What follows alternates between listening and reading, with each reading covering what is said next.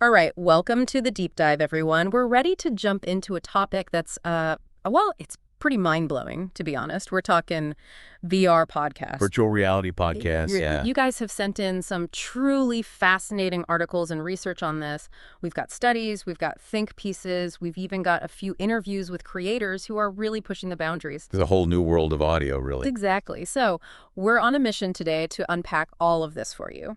What are these VR podcasts? How on earth do they work? And, well, the big question, are they the future of how we experience audio? It's a big question. A lot to unpack, yeah. It is.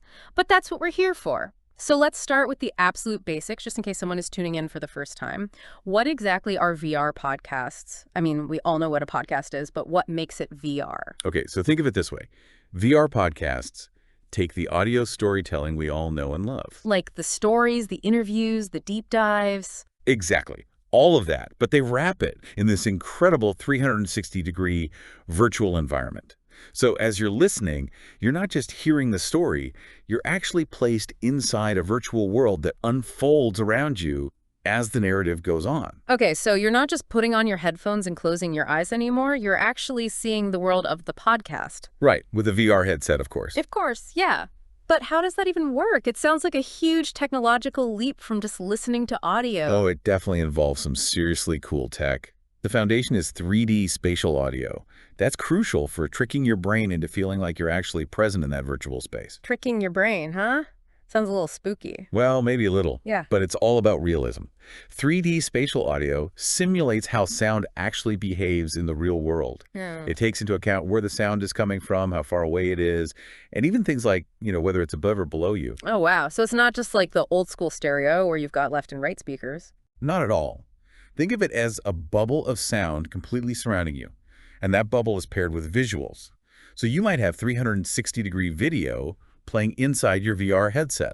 Like those videos where you can look all around. Exactly. You're essentially stepping right into a video that captured everything around it. But it can also be totally computer-generated, like walking into an animated movie. Wow. So audio plus 360 visuals all inside a VR headset. That's wild. It is. And when you combine these things, it opens up a whole new world of immersive storytelling. You can be placed right in the heart of the action. So it's not just a podcast anymore. It's like a whole interactive experience. In a way, yeah. But let's break down what makes VR podcasts so different from traditional audio, what truly sets them apart. Yeah, let's get to the good stuff. Why should people even care about this? Well, first and foremost, it's the immersion. That feeling of actually being inside the story rather than just listening to it. It's hard to describe until you've tried it, but it makes the experience so much more powerful and captivating. Like I'm hearing whispers all around me and I'm looking around to see who's talking. Exactly. And it goes even further than that. Some VR podcasts have interactivity built in. Wait, interactive audio? How does that even work? There are all sorts of ways it can play out. Some might let you explore the virtual environment, look around for clues or hidden details just by moving your head. Cool. Others might involve really simple actions, like looking at a specific object to trigger more information, or even a change in the story. Oh, wow. So it's like choosing your own adventure. It can be a bit like that. One example we saw was a film where you have to speak words of a dying language to make the story progress. Really? You have to actually speak? Yeah. It's a powerful way to connect with the theme of language loss, making it more than just a passive listening experience. That's incredible. So what kind of stuff are they making VR podcasts about? It's not all science fiction and fantasy, right? Not at all. Just like regular podcasts, the variety is huge. You can find everything from fiction and documentaries to news and education. It's just that the VR element adds this whole other dimension. A whole other dimension, literally. Literally, yeah. Yeah. So if someone's listening to this and they're thinking, okay, I'm sold, I need to try this, what would they need to get started? Yeah, what's the entry fee to this VR audio party? Well, first things first, you need a VR headset. There are tons of different models out there at all different price points. Right, like the Oculus and those kinds of things. Exactly. And then you'll need an app or a platform that supports VR podcasts. Kind of like needing a podcast app on your phone, but specifically for VR. And while it's technically possible to experience some VR content without them, headphones are highly recommended. Yeah, headphones are always key for a good audio experience, especially with all this 3D sound. Absolutely. You want to be fully immersed, right? Totally. So where does all of this stand right now? Is this just a niche thing for early adopters, or is VR audio really gaining momentum? It's definitely still evolving, finding its footing, but the potential is enormous. I think VR podcasts have a real shot at changing how we consume audio content in a big way. Yeah, that makes sense. But let's shift gears for a second and really zoom in on the audio side of things. I mean, we all know VR is visually impressive, but how does it actually elevate the audio experience? What does it do that regular audio can't? This is where it gets really exciting. VR audio goes way beyond the limitations of your standard stereo setup. As we touched on before, spatial audio or 3D audio is the game changer here. It's all about mimicking real-world acoustics. Okay, break that down for me. What makes it so different from just plain stereo? Well, think about it. Stereo just gives you left and right channels, right? Hmm. But in the real world, sound doesn't just travel in two directions. It's all around us. Right, a full sphere of sound. Exactly. And that's what spatial audio tries to replicate. It lets you pinpoint where a sound is coming from in a three-dimensional space, not just if it's left or right, but also how far away it is and even if it's above or below you. Okay, now I'm starting to get the picture. So if a spooky voice whispers behind my left shoulder in a VR podcast, it will actually sound like it's coming from there, not just vaguely from my left headphone. Precisely. It's about creating a believable and convincing sonic landscape, one that truly matches what you're seeing in the VR environment. But there's more to it than just spatial placement.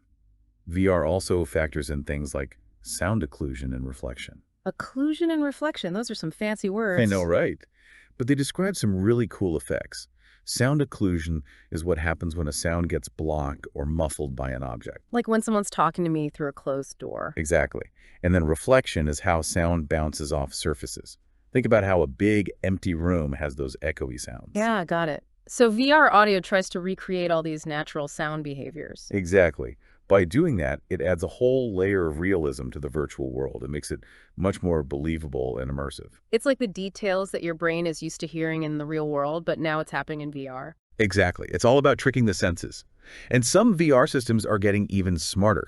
They're starting to incorporate personalization and adaptation features powered by artificial intelligence. AI in audio. Wow, what does that even do? Well, imagine a system that learns your specific hearing preferences. It could adjust volume levels for different sounds, make sure the balance is right for you, or even highlight speech to make it easier to understand if there's a lot of background noise. Oh, that would be amazing for people with hearing difficulties. Absolutely. It has huge potential for accessibility. That's really cool. So when you put all these advanced audio features together, spatial audio, realistic sound behavior, and even personalization, what does it actually do for the listener? Well, it creates what we call an immersive soundscape. You're not just hearing sound, you're experiencing it. And that makes the whole virtual experience much more powerful and emotionally engaging, especially when it's perfectly synchronized with the visuals. That's key. The sound has to match what you're seeing for the illusion to work. So it's not just about adding sounds to a VR world. It's about weaving them together with the visuals to create a truly convincing experience. Exactly. It's a delicate dance, but when it's done right, it's pure magic. You know, all this talk about immersion reminds me of that Expedition Submarina VR podcast you mentioned earlier. Can you walk us through what that might feel like from an audio perspective? Oh, absolutely. Imagine slipping on that VR headset, and suddenly you're inside a modern submarine. And one of the first things that hits you is the incredible 3D audio. You hear the sonar pinging away, actively scanning the underwater world, and you can actually sense that sound moving. As the submarine turns and shifts, you hear the voices of the crew members coming from different locations within the sub, making it feel like a real working vessel. And then maybe off in the distance, you pick up those strange, almost eerie sounds of marine life. So right away, the sound is placing you in that environment, making it real. Absolutely. It's about creating that sense of presence. And to add to that, you have the rich visuals. You can look all around the submarine's interior, see the crew going about their duties, examine all the complex instruments and controls, and then peer out of the virtual windows into the deep, dark ocean. Maybe you even spot some bioluminescent creatures floating by. It's breathtaking. And I imagine the visuals and the audio really come together when something exciting happens, like encountering a shipwreck. Oh, absolutely. If the submarine comes across a shipwreck, you can virtually explore the whole decaying structure. And the creaking sounds of the metal, the shifting of debris, all of that is perfectly synced with what you're seeing. It's as if you're really there experiencing it firsthand.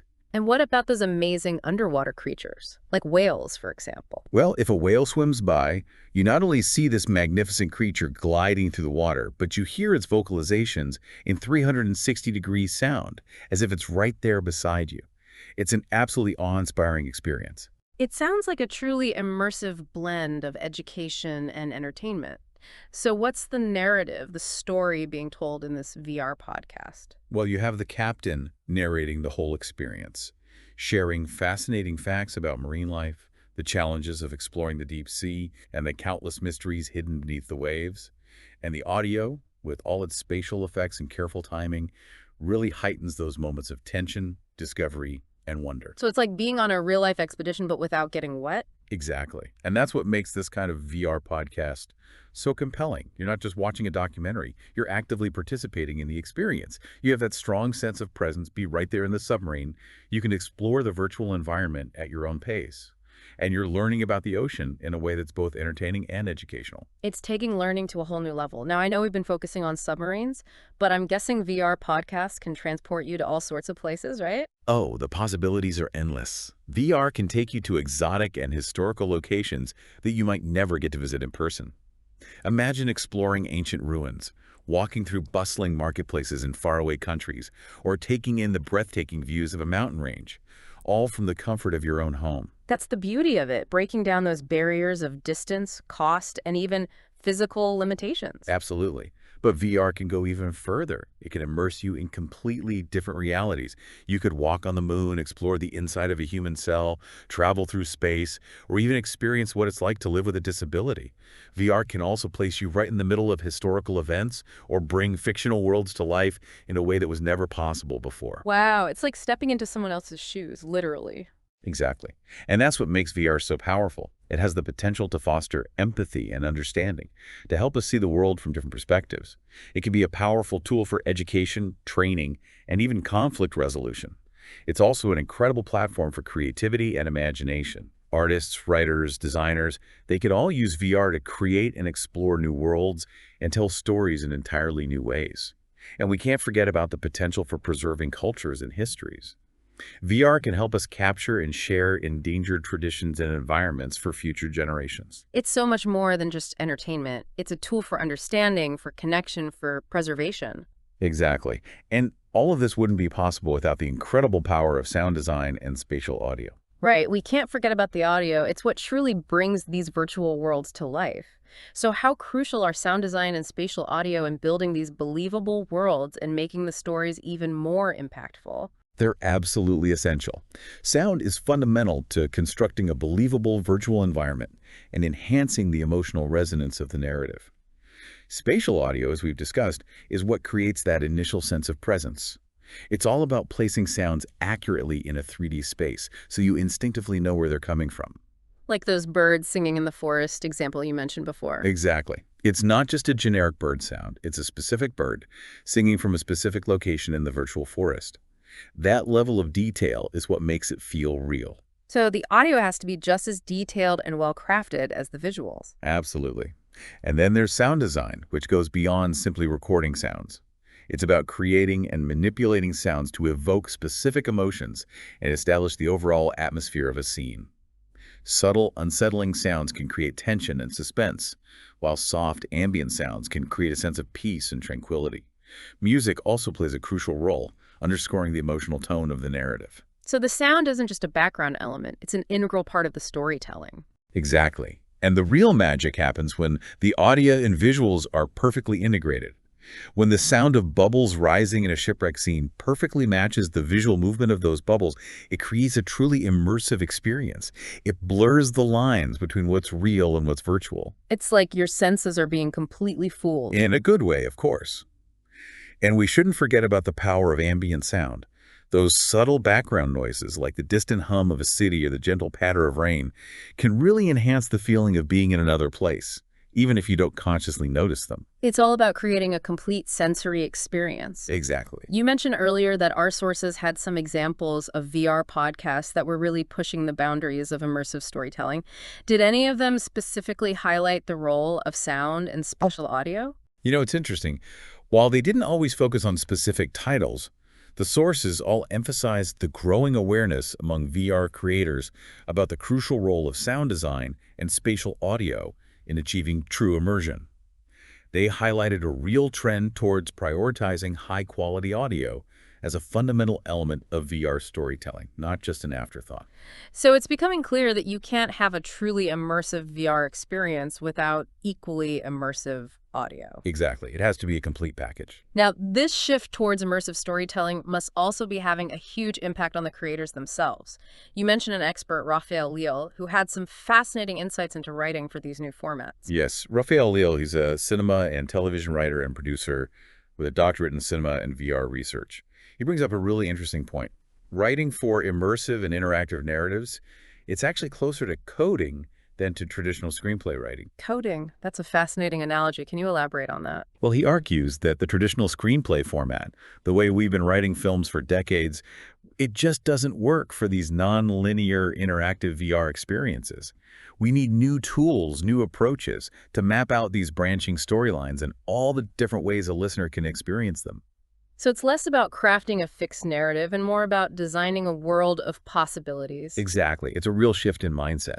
In traditional filmmaking, you have this illusion of control. You're guiding the viewer's experience frame by frame.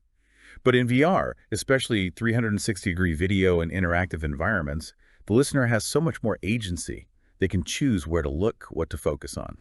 So it's less about controlling the audience and more about giving them the freedom to explore and create their own experience within the world you've built. Precisely. The goal becomes offering a range of potential pathways and interactions within the narrative, allowing the listener to craft their own unique journey through the story. That's a really exciting concept, and it explains why these VR experiences can be so engaging. You're not just passively watching, you're an active participant. Exactly. And we've got some really cool examples of how creators are using interactivity to enhance storytelling in VR. Remember the Kusenda film where you have to speak the dying language to progress? Yeah, that was a powerful one. And then there's Obloko, where you literally have to start dancing in your own living room to make the virtual carnival block appear around you in VR. So the interactions don't have to be super complex or high-tech. It's more about how well they serve the story and create a meaningful experience for the listener. Exactly. It's not about bells and whistles. It's about creating a connection and emotional resonance. You also highlighted how VR can leverage the novelty of location to offer truly unique experiences. Oh, absolutely. VR has this incredible ability to transport you to places you've never been before. We talked about Carta sa Lumiere, which places you right in a train yard in Rio de Janeiro, but there's also that incredibly powerful experience set in the Jewish cemetery of Inhauma, a place with a really unique history. And the way it's designed, you can experience the scenes in any order you want before reaching the final concluding part. So it's not just about seeing new places, it's about experiencing the stories, the histories, the cultures that are embedded in those locations. Exactly. And some VR narratives take this idea of agency even further by embracing nonlinear storytelling.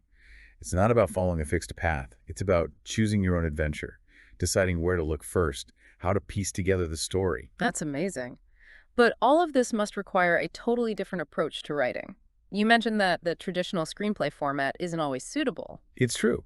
The traditional screenplay is all about a linear sequence of scenes and actions.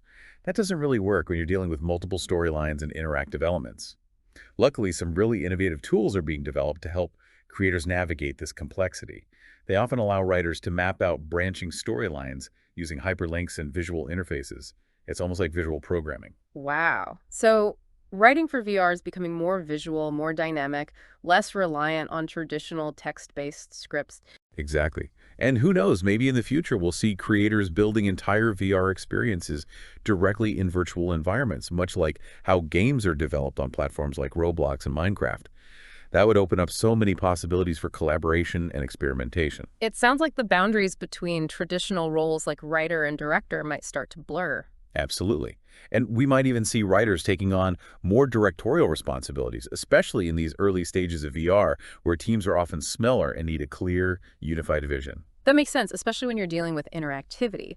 Now, what about the use of person in VR narratives? Is that something that's being explored in different ways? Oh, definitely. Unlike traditional cinema, VR opens up the possibility of first and second-person perspectives. And what's interesting is that speaking directly to you, the listener, or using a performative mode, can be very effective in guiding the experience. It's almost like a choose-your-own-adventure book, where the narrator is saying, if you do this, then this will happen. So it's about acknowledging and guiding the listener's agency within the virtual space. Exactly. It's a subtle but powerful technique. Now, there's this common misconception that VR experiences need constant interaction to be engaging. But that's not always the case. Right. It's not about bombarding the listener with buttons and control. Exactly. Many of the most impactful VR narratives use very simple or even passive forms of interaction, like gaze-based selection or voice commands. The focus is on creating a strong emotional impact and a sense of presence, without overwhelming the listener with complicated mechanics. So it's quality over quantity when it comes to interactivity. Absolutely. And it's also important to remember that VR is still a relatively new medium. We don't have a fully established culture of consumption around it yet, like we do with cinema. So for now, VR experiences that are easy to navigate and don't demand overly complex interactions tend to be more successful, especially for people who are new to VR. So it's about finding that sweet spot between innovation and accessibility. Exactly. And that's something that will continue to evolve as the medium matures. Now, one last question before we wrap up. What about the practical challenges of funding and distributing VR podcasts? Is that a whole different ballgame compared to traditional audio podcasts? Oh, definitely. Funding and distribution mechanisms for immersive narratives are still very much in development. They're not as established or consolidated as in traditional film or podcasting. So VR creators often have to find alternative ways to get their work out there through gaming platforms, VR app stores, or even direct sales. It sounds like a challenging but exciting landscape. It definitely is. It's a frontier full of possibilities. Well, on that note, it seems like we've covered a lot of ground today. What are the key takeaways you think our listeners should keep in mind about VR podcasts? I think the biggest takeaway is that VR podcasts represent a true evolution in audio storytelling. They offer the potential for deep immersion, meaningful interactivity, and entirely new ways to experience narratives. We've explored how they work, the crucial role of sound design, and the evolving landscape of VR content creation. It's a fascinating field, and it's only going to get more exciting from here. And as VR technology continues to become more accessible and integrated into our lives, it's worth pondering how these immersive audio experiences might not just entertain us, but also change the way we learn, connect with each other, and even perceive the world around us. Absolutely. It's something to really think about. So if you're listening and you're intrigued by all of this, we encourage you to go out there and explore. Check out some of the VR podcasts we mentioned, or dive into the growing library of immersive experiences available. See what resonates with you. Imagine the possibilities. And let us know what you discover. We'll be back in 2 weeks with another deep dive into a topic that you, our listeners, have brought to us. If you have more questions about VR podcasts or anything else you'd like us to explore, don't hesitate to send us your sources and ideas. Until then, keep exploring, keep listening, and keep those VR headsets ready. See you next time. See you then. Guys, see you in another podcast. Don't forget to subscribe to our channel.